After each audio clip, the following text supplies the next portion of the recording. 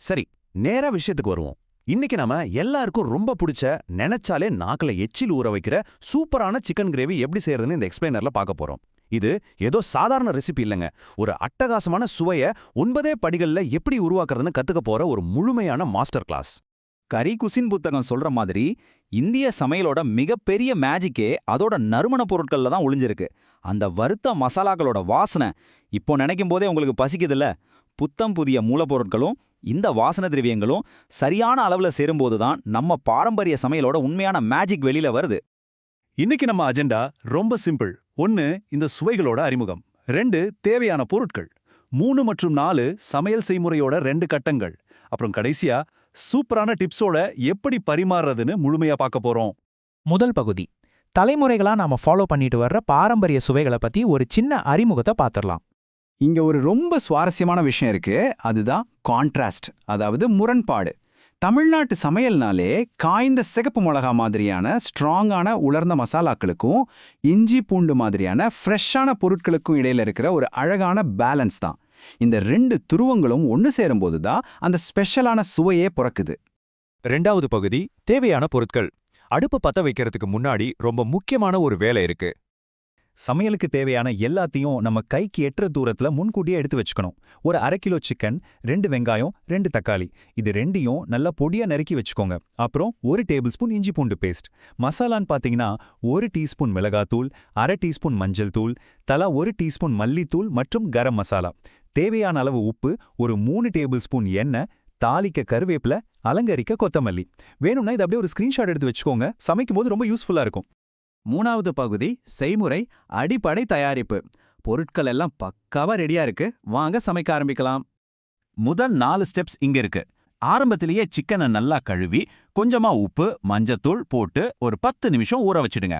அடுத்து சூடான எண்ணெயில கருவேப்பிலையும் வெங்காயமும் போட்டு பொன்னிறமா வதக்கும்போது ஒரு சத்தம் வரும் பாருங்க. அந்த வாசனையே நம்மள சாப்பிட தூண்டும். வெங்காயம் வதங்கினதும் இஞ்சி பூண்டு விழுது சேர்த்து பச்சை வாசனை போற வரைக்கும் வதக்கிட்டு நறுக்குன தக்காளியும் சேர்த்து நல்லா நசுங்குற வரைக்கும் வதக்குங்க. இதுதான் நம்ம கிரேவிக்கான திக்கான பேஸ். 4வது பகுதி, செய்முறை, கிரேவி தயாரிப்பு. இப்போ ரெசிபியோட மிக முக்கியமான கட்டத்துக்கு வந்துட்டோம்.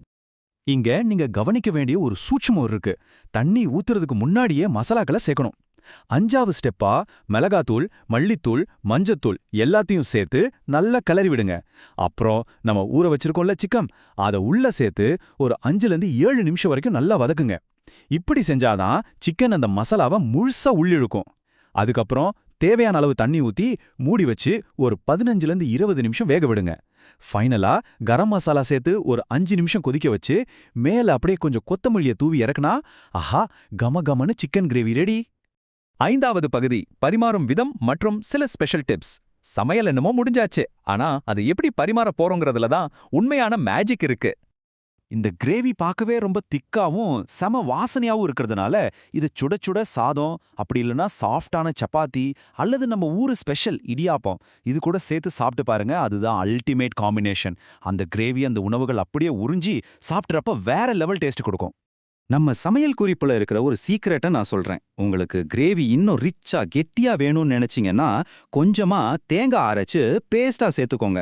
இது நம்ம தென்னிந்தியா ஸ்டைல்ல கிரேவிக்கு ஒரு அட்டகாசமான திக்னஸ் கொடுக்கும். இல்ல எனக்கு கொஞ்சம் காரசாரமா ஸ்பைசியா வேணும்னா கடைசியா இறக்கும்போது ஒரு சிட்டிகை மிளகுத்தூளை தூவி விட்டுருங்க. டேஸ்ட் சும்மா அள்ளும். கடைசியா உங்ககிட்ட ஒரு கேள்வி. இந்த பாரம்பரிய சிக்கன் கிரேவியை உங்க வீட்டு ஸ்பெஷலா மாத்துறதுக்கு நீங்க எந்த ரகசிய பொருளை சேர்க்க போறீங்க? மிளகுத்தூள் சேர்த்து காரத்தை ஏத்த போறீங்களா, இல்ல தேங்காய் சேர்த்து கெட்டியாக்க போறீங்களா? இன்னைக்கே உங்க கிச்சன்ல இந்த மாஸ்டர் கிளாஸ் குறிப்புகளை ட்ரை பண்ணி அசத்துங்க. இதே மாதிரி சுவாரஸ்யமான இன்னொரு எக்ஸ்பிளைனரோட நான் உங்களை சந்திக்கிறேன்.